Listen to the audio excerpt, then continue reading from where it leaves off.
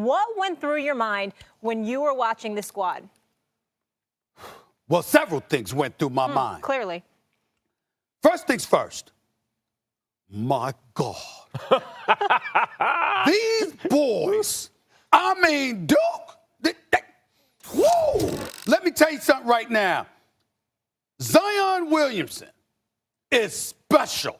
Now, I had to check Mr. Jalen Rose just a few minutes ago when we won't get up. Leave me out of this. No, I'm leaving you out of this. This man had the audacity to unmitigated goal to go on national television and said Zion Williamson would not have been a starting five member of the Fab Five. Excuse me, I love Jimmy King and Ray Jackson, but Zion Williams wouldn't have started. It has to be a Super Six. Just stop it, all right? That's number one. He thinks they can't shoot. So I got to get that off my chest, all right? My God, it was something special to behold. This kid, he ain't even the best team on Duke.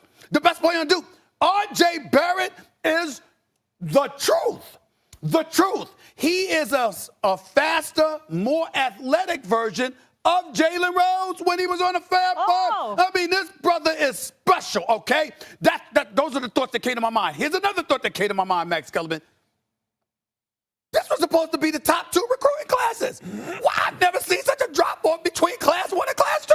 I mean, I have been, in the interest of full disclosure, for those that may not know, I wrote for the Philadelphia Inquirer for 17 years. One of my very first assignments at the Philadelphia Inquirer in 1994 was the beat writer for Temple University covering John Chaney. Their number one nemesis was John Calipari, and UMass when they had Marcus Camby and Lou Rowe and Mike Williams and the crew, okay?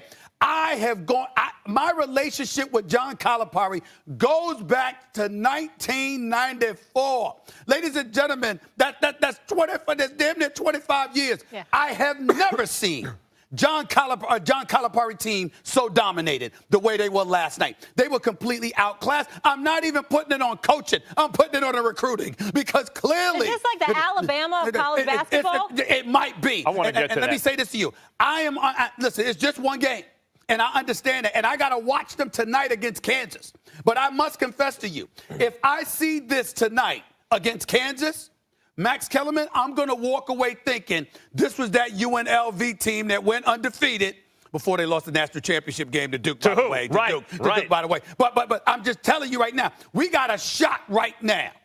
If they're focused and they're ready and they want this, we got a shot at seeing a basketball team that can go undefeated for the entire year. Undefeated and win the national title in the same season. Are you as impressed as him? I am. Now, let me say, Jalen Rose is right. These guys don't shoot. Yeah. And the key to them going undefeated is going to be moving that ball because when you have every guy on the court can take their defender, then the kind of temptation is always, the short-term incentive is always, go get it, go get those points. They're going to have to keep that ball in motion, the offense in motion. That'll be the key to them. I think they can do it. I think they are capable of going undefeated in the regular season. Very difficult, but I think they can do it.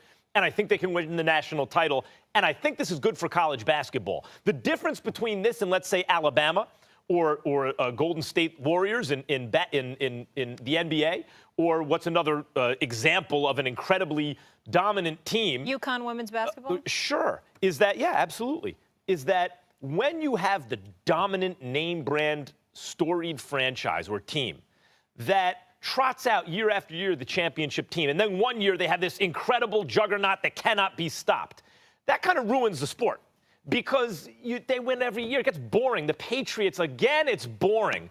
The Warriors, again, it's boring. Alabama, and this is the best version of them maybe ever, it's kind of boring. It's ruining college football this season. Not Duke. Duke is the storied franchise that's been in the mix but hasn't been just destroying everyone every year. And now, because of the nature of college basketball, a regular season, which many people ignore, is now interesting. Look at this Duke team. And then the tournament, because it's one and done, increases the odds they may get upset. This is great for college basketball. And the reason I think they can go undefeated, potentially, it's very, very early, and then win the whole thing, guys, why couldn't UNLV do it? Because Duke had Coach K. Yeah. Why couldn't the Fab Five win the whole thing? Well, we know why. That was a different story. Okay, fine. But still, Coach K got in the way of a lot of teams. And now he's playing in the one-and-done sandbox, right? He's like, oh, okay, everyone else, you're playing. Now I'm playing one-and-done. But these one-and-dones are being coached by Coach K. They have a chance. It's ridiculously early. They have a chance to do what hasn't been done in a long time. First of all, a couple of things. Number one, let's not act. Every time we talk about the Fab Five not winning the national championship, everybody points to the timeout that wasn't a timeout by Chris Webber. Let's remember that the year before that, they got annihilated by 30 by UNLV. I'm sorry, by Duke, all right? So let's remember that. That's number one. Number two, everybody's talking about shooting. I don't see a team that can't shoot. Zion can hit perimeter shots. Barrett can hit perimeter shots. Cam Reddish can shoot, okay? And there is something to be said. Remember, we're talking about kids. We're not talking about an NBA team. We're talking about kids. And if ever there are individuals that could be demoralized, it's on a basketball court. See, with football, you have so many different components. On a basketball court, if you got one superstar, that can intimidate a team. If you got two, it can overwhelm a nation in college basketball. If you got three, it's like almost hopeless. And I'm just telling you right now, listen.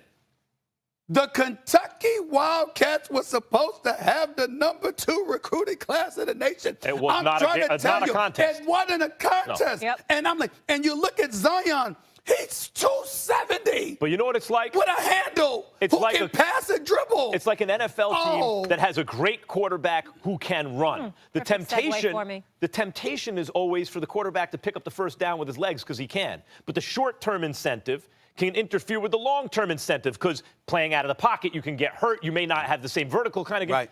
This team is like that. They can crush everyone because every player on the floor can take their defender at any time. The temptation will be to hold the ball. And the reality is going to have to be to go undefeated, they got to keep it moving.